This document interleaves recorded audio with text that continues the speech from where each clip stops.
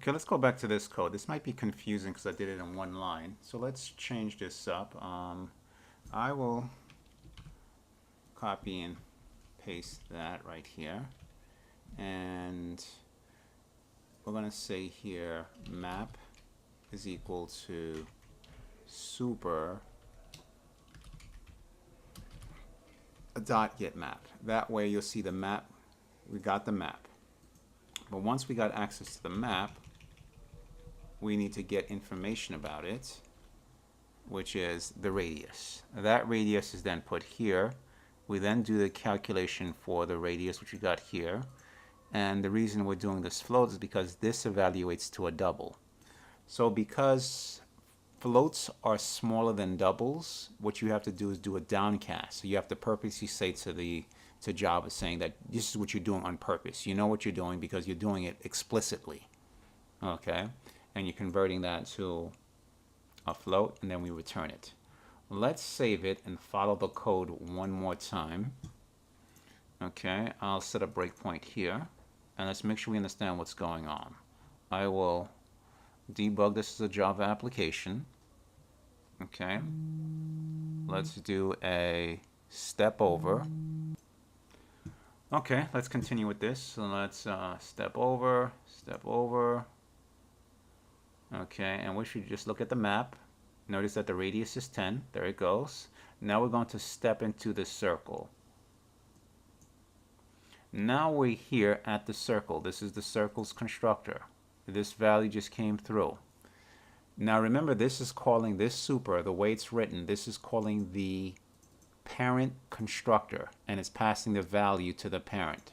So I will then step into, so we can see what's going on. And we're in the parent, okay, and that parent is shape. That shape has a constructor, and if I step over, let's look at map, and let me step over one more time. There goes, the radius is 10. Now it's in the instance variable now. Now note, remember, this is private. Even my children can't get access to it, or my descendants.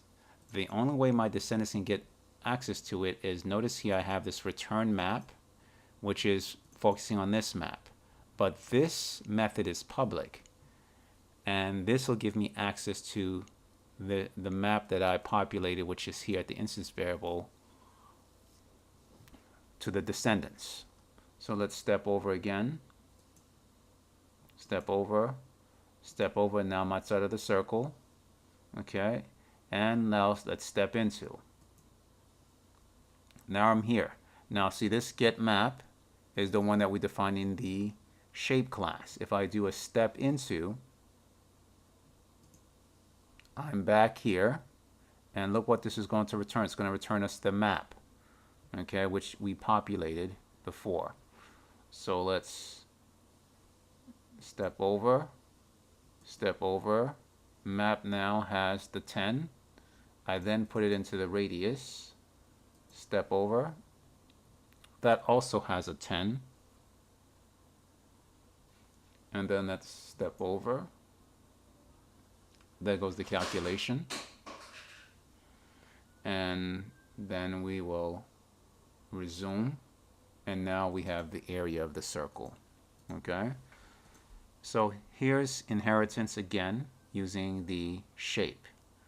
Okay, so I'm going to click here and say open declaration. This shape is abstract. Remember, abstract means we cannot instantiate this class. Let's do a control T just to see all its children. So look at the highest level here is I shape, then circle, and hexagon. Circle and hexagons are siblings, where shape is the parent, then I shape is the parent of that. Okay, so there you go. And with that, good luck and good coding, and we'll just keep playing. All right, so in the next video, we'll talk about overloading and overwriting.